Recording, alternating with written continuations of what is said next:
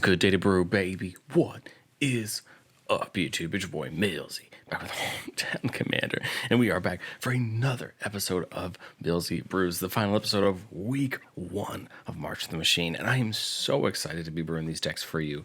Millsy Brews is a series where I bring you my version 1.0 deck list for the commander in question on my goal to outbrew your favorite Magic channel. So for us this week, we get to see 2 really cool decks, Sirach and Goreclaw, a deck that I'm very excited to try myself, and Galton Mavrin, a deck also I'm very excited to try myself, but also a deck that very much caught my eye.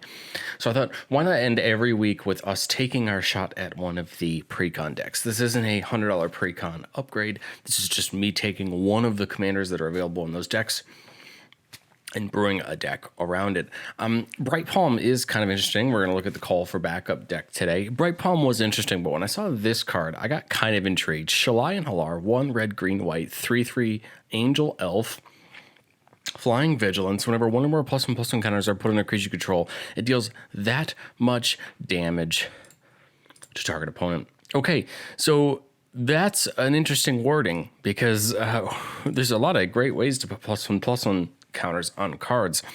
But of course, the card that everybody figured out first was all be one. Whenever you put one or more counters on a permanent player, it deals that much damage to target opponent.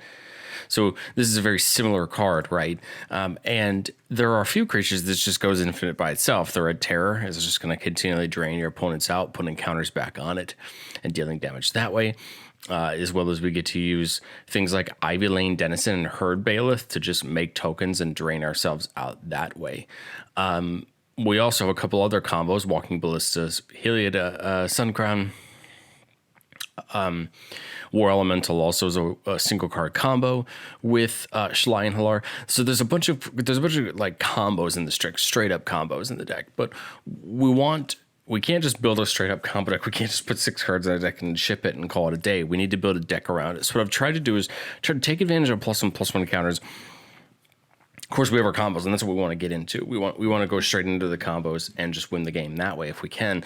But if not, we want to put up a really competitive +1/+1 counters deck, or in the sense of to do it that way. We have 2 sub themes. One is a little bit of life gain.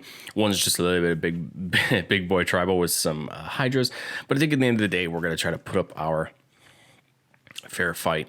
Got our landy lands down there. Get up into the enchantments. Of course, we talked about all be one, a second copy of Shalai and Hallar, and we'll also, in a lot of ways, do exactly everything we want Shalai and Hallar to do, but as an enchantment. So this is kind of a second copy of our commander.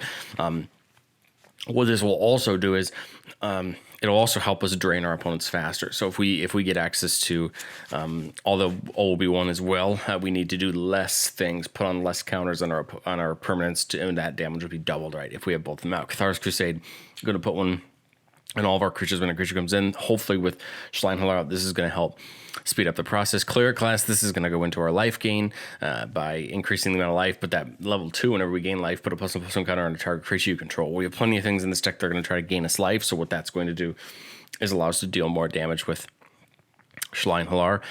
If we were to give Shalai and Hallar lifelink with Cleric class out, what will happen is we will create the loop as well. We'll put a counter on even on itself, deal the damage, gain the life because we dealt the damage, put the +1/+1 counter on a creature, and as you can see, that's going to create a loop. So there are plenty of ways to give it lifelink, but that is one way we can do it. Defense of the Heart. Defense of the Heart is mainly in here for that 2-card Ivy Lane Denizen Herd Bailiff combo.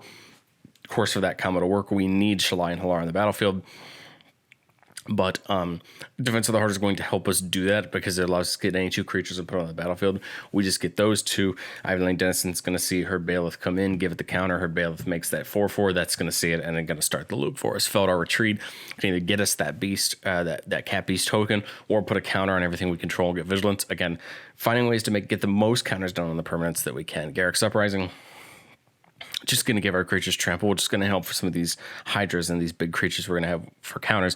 What this is also going to do is if we have a ton of creature tokens and a ton of counters on them, this is going to help us get some trample to get over them. And then, of course, if we have a creature come in with big power, this is going to draw us a card. The great thing about this is those tokens that Herd Bailiff makes are 4/4. So if we have Garruk's Uprising out, it's actually going to keep drawing us cards as well. Invigorating Hot Spring comes in with 4 +1/+1 counters on it. We can move them at sorcery speed, and then modified creatures we control have haste. This is great because if we have creatures that come in with tokens or we give counters to anything, they're going to have haste and be able to attack. That's going to help us out very, very, very efficiently. We also have Kadamar of the West Tree, which is going to give all of our modified creatures trample. And so what that's going to do is every creature we have a counter on it, it's going to have trample as well. This is going to help us. If we can't get the combo off the ground, we're going to basically just run our opponents over with giant creatures. And we're always going to double our mana, but give all of our creatures a flat bonus. Rhythm of the Wild is going to help us with some of those combos by not allowing our creature spells to get countered. What it's also going to do is let every non-token creature come in with either a +1/+1 counter or haste. Now, most of the time in this deck, we want it to come in with that counter because we have a lot of things that care about counters. But haste is pretty effective as well, depending on what we need to do. Sparkling Tide is just going to help us get that mana. Sylvan Library to help us draw. Uncivil Unrest, a new card from the precon, says non-token creatures you control have Riot, very similar to Riot 2 to Rhythm of the Wild, so we get a kind of a second copy there, but it also says if a creature you control with a +1/+1 counter would deal damage to a permanent player, it deals double that damage instead. Well, the cool part about this is if we can get a +1/+1 counter on Shalai and Hallar, it's going to deal double damage to the things that it's dealing damage to. So Uncivil Unrest still kind of factors into this strategy that we're trying to do, and then Wild Growth just for a little bit of that rampy ramp. Aetherflux Reservoir is in here because of the life gain. We have things like Spike Feeder, which can gain us near infinite life, and so what we want to do is find a way to pay off that life gain. Somehow, Aetherflux Reservoir is a great way to do it, because even things like Heliod and Walking Ballista or things like that, or just Heliod or just gaining that life, or Sunscorch Region, or there's a lot of things in the deck that just gain life by doing things. We want an outlet for that, and I think Aetherflux is a perfect outlet for that. Yes, Aetherflux Reservoir will probably see some hate, but I think I would much rather people point their hate towards something like Aetherflux Reservoir, which isn't necessary for me to win the game, than some of the other things. Arcane Signet, Soul Ring for some mana. We get a new Ozolith, as well as playing the old Ozolith, and Ozolith the Shattered Spire says whenever one or more +1/+1 counters we put on an artifact or a creature control, that many +1 are put on instead. This is basically going to add 1 to the damage that Shalai and Hallar can do. And then for 2 mana, we can put a counter on target artifact or creature we control. We can only do it as a sorcery, though. But this could potentially, again, start the Shalai and Hallar chain, depending on what we're doing, and then we can cycle it for 2 mana. We are also playing the Ozolith. The Ozolith will take the counters off of any creature that leaves the battlefield, and at the start of combat, we can put those on something. The cool part with the Ozolith is, depending on how many counters on the Ozolith, we could potentially, with Shalai and Hallar out, take a bunch of counters from the Ozolith, dump them on a creature, and Shalai and Hallar could just take somebody out at instant speed, right? Because we have all these counters being placed on something. Let's say we have something crazy like 30 counters on the Ozolith. Well, those get placed on something. Now Shalai and Hallar is pinging somebody for 30 damage. As you can see, this is something that's going to grow over the course of the game, and it's going to be pretty easy. And then, of course, the Great Henge, not only does it tap for mana, but it puts a +1/+1 counter on any creature that comes in non-token and draws us a card. So again, just helps us along this process. A lot of the goal of this deck, right, is going to be ramping into our combo line, whether it's a combo line or it's like the infinite lifeline. Either way, we're trying to go down either of those avenues. But if we don't, what we're trying to do is create enough value so that if we don't hit either of those lines, we're just going to try to win by combat or just try to overload our opponents with big creatures. Instance, we want a lot of protection because we're trying to protect Shalai and Hallar or some of the other creatures. So Clever Concealment, Flawless Maneuver, and Teferi's Protection for that. Enlightened Tutor and Eladamri's call for search. Of course, Enlightened Tutor can get us an artifact or an enchantment, and then Eladamri's call can get us any creature. Eladamri's call is perfect if we see one of the creatures we need for our combo, we don't see the other, we can Eladamri's call for it. And then Swords and Beast Within for some removal, and then Heroic Intervention for protection. So you have 1, 2, 3, 4 potential ways to protect your entire board. Now, Flawless Maneuver and Heroic Intervention don't get around board wipes, but Clever Concealment and Teferi's Protection do. So as you can see, we're trying to kind of spread our protection out over that. As far as sorceries, 1, 2, 3, 4, 5 ramp spells. Again, we don't need a ton of mana for our general combos because really our creatures are only costing 4 or 5. We just need that card draw, which is why I think something like Sylvan Library becomes so important. We do have Dawning Verdict and Farewell for removal. Dawning Verdict destroying all creatures with no counters on them. At Farewell, because probably just going to wreck our opponent's days. This is that if we can't get that combo set up or we get our stuff destroyed and we're kind of on the back foot, why not bring our opponents down with us and kind of affect that board state? Farewell, probably the single best mass removal spell in Commander. It exiles instead of destroys, which is going to ruin a lot of people's days. This gets around protection like Flawless Maneuver or Heroic Intervention, right? This gets around Indestructible, this gets around Hexproof. This is going to get around a lot of things that your opponents may have already to protect their board. What Farewell won't do is, and the weakest thing it is Wake 2, which is why we play cards like Teferi's Protection and Clever Concealment, is phasing permanents out. As soon as you phase permanent out, well then Farewell doesn't see it, right?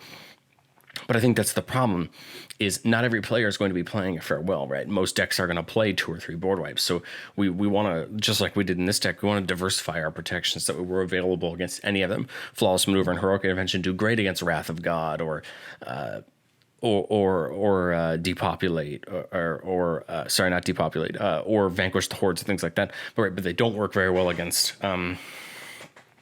Farewell on these exile board wipes. So you can see we want to vary our protection, and I advise you vary your protection in all of your decks so that you can, get yourself around certain board wipes. I mean, the biggest one that protection isn't going to protect you against is something like Cyclonic Rift, but the cool part is Clever Concealment and Teferi's Protection will actually both do that for you, because all of your permanents are going to phase out, or depending on what you choose for each of them.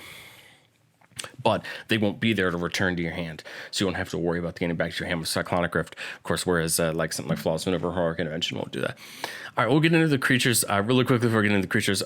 Just one Planeswalker, Johnny the Great-Hearted, for 2 reasons. One, gives all of our creatures vigilance, which means we can just attack for free, which is great. Our creatures are probably going to get big enough that we're not going to have to worry about them getting really beaten in combat.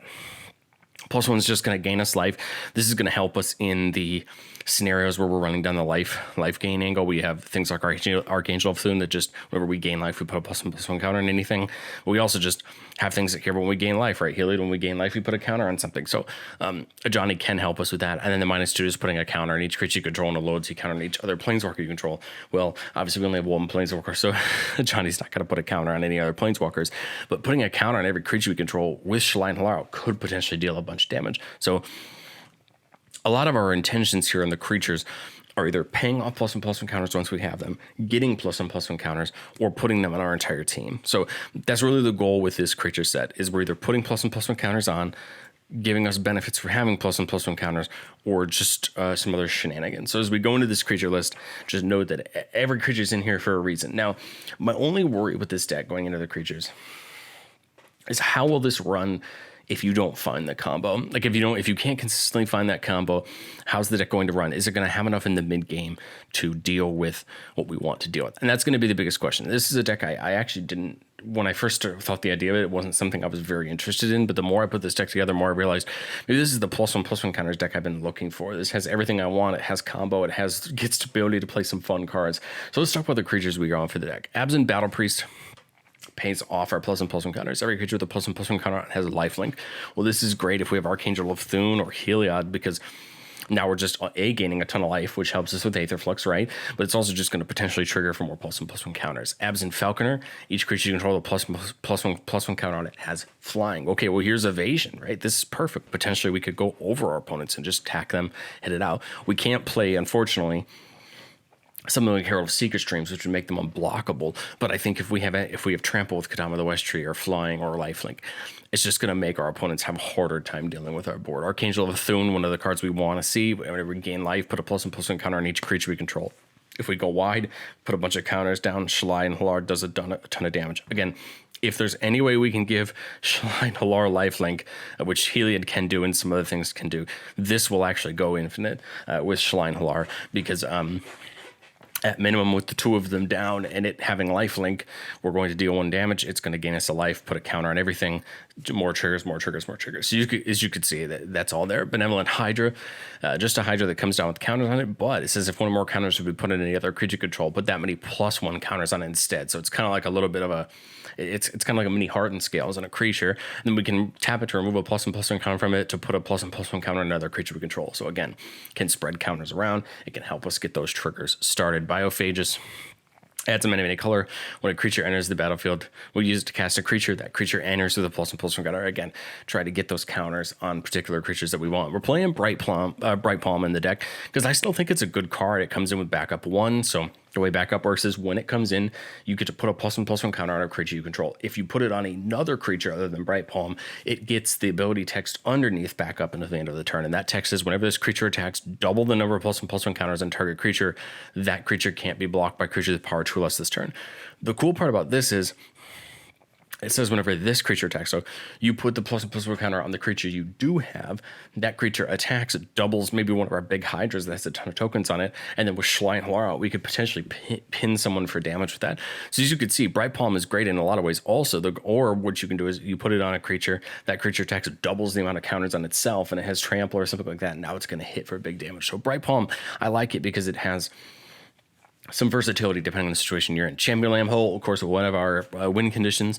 Creatures with power less than it cannot block creatures you control. So the more counters we have on Lambhole, the more it can't be blocked. And then whenever a creature enters the battlefield under your control, put a counter on it. You really only need to get this thing to 5 or 6 power, and then no one's going to be able to block it. And the more ways you have to put counters on your whole board, you're just going to get out of control, and no one's going to be able to block you. This is the type of card where protection becomes very important. If you can protect this thing, you are going to win the game. Conclave Sludge Captain. This was the only creature in the deck I was kind of worried about, this and the Worm, because they're kind of expensive. But the interesting part about Sludge Captain is it has backup 1 3 separate times. So you can actually put all 3 of those backups on the same thing, and I'm pretty sure it would trigger 3 times. Even if it doesn't, you just put it on 3 separate creatures. It says when this creature deals combat damage to a player, put that many +1/+1 counters on it. This is going to be great with Trample, and with Shalai and Hallar, this could potentially end a game and combat damage. I really like this card. I hope that it ends up being worth the 6 mana, and we'll just have to see what it looks like once you play it in game, right? Hopefully that 6 mana becomes worth it. You put it on a couple Hydras, swing with the Hydras, they trample through for damage, you put counters on them with Shalai and Hallar out, and then you just burn a bunch of people out of the game. Emergent Woodworm comes in with backup 3. So when it's just one, so like with backup 3, it'd be putting 3 +1/+1 counters on one creature. So whenever this creature attacks, look at the top X cards of your library where X is its power. You would put a permanent with mana value X or less from among them onto the battlefield, put the rest in the bottom of your library in any order.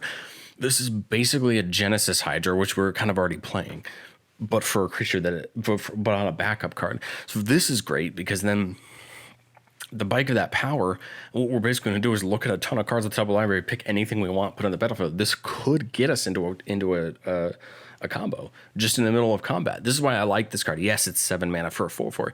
Yes, that's a lot of mana. But my hope is that we can use some of these cards to just net us a ton of mana.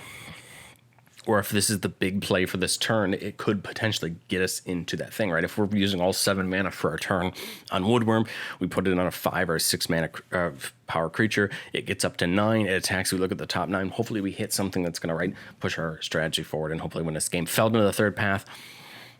Tap 3, create a token that's a copy of a target creature card in your graveyard, except it's an artifact, gains haste.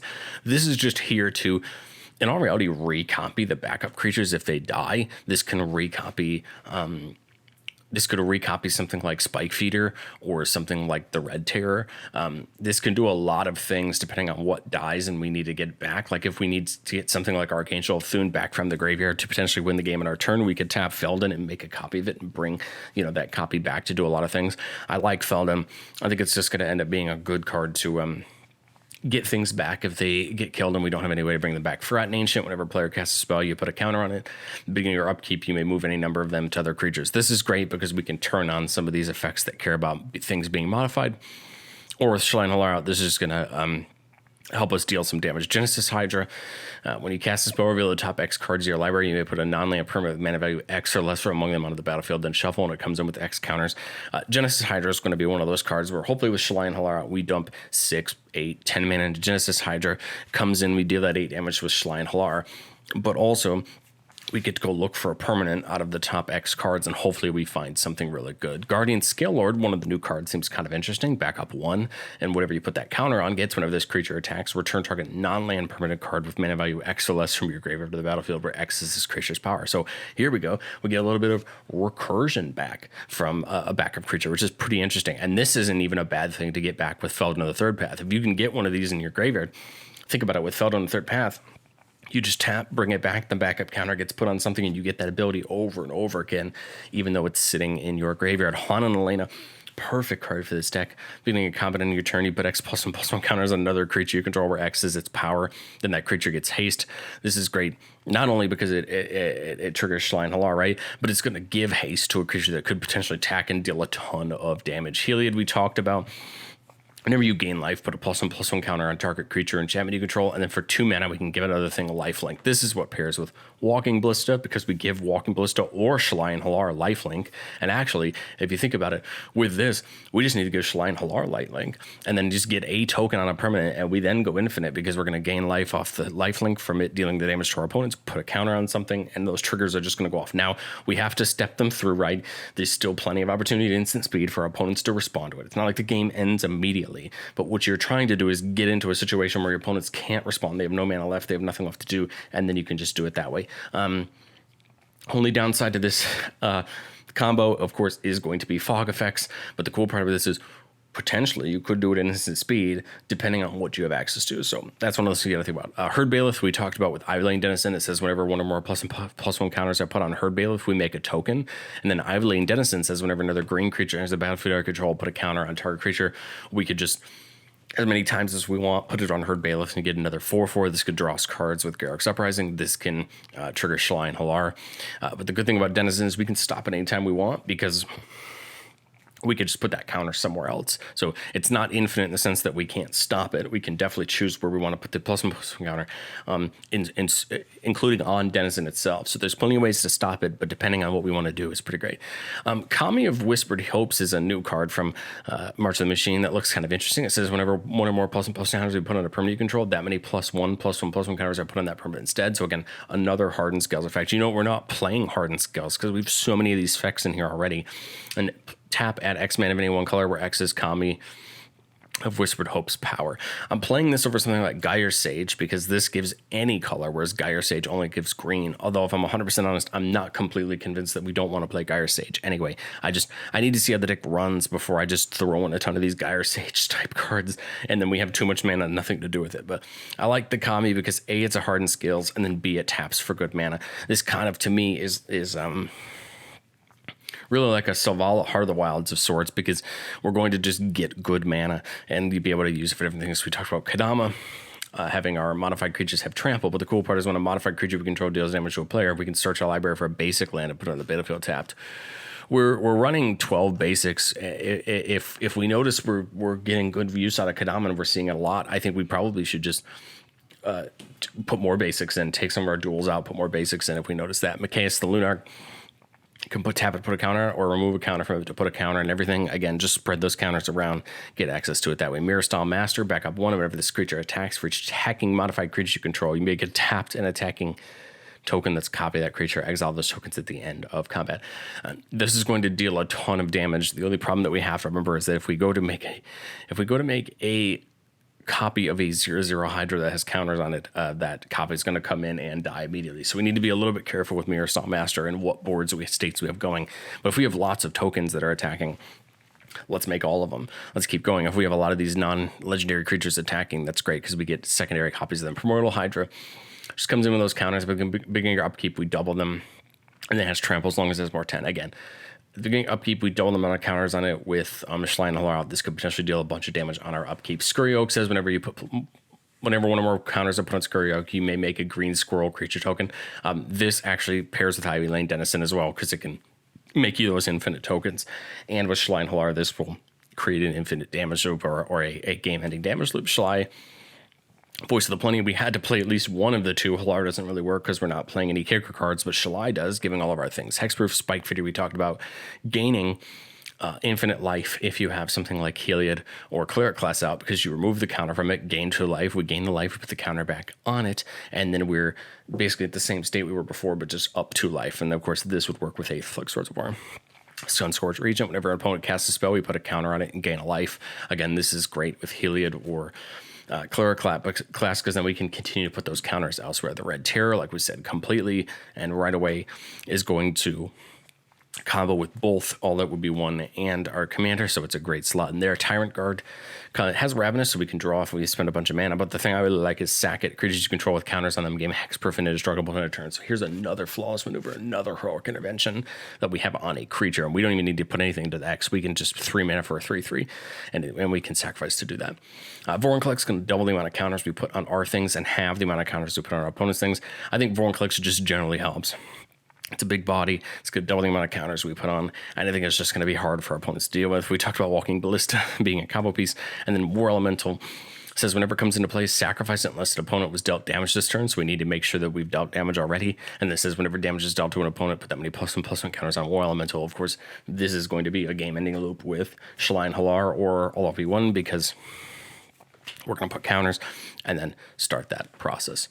So what do you guys think? Again, this is a combo deck at the end of the day. That's what it's built to do. But my hope is that maybe with the rest of the things we put in around it, we can still have a decent +1/+1 counters deck that is going to hit pretty hard, even though our goal is the combo. Is a combo deck something you're interested in? Is it too much? Is it not enough? Is it too gimmicky? I'd love to know what you guys think down in the comments. Deck list will be down in the description. And I really want to get to know what you guys think down in the comments. Do you like these combo decks or don't you? Because I feel like the community could be probably split on that. Like the video if you like what I'm doing with Millsy Brews. If you want to see some more decks, subscribe for that content. And I will catch you guys next time.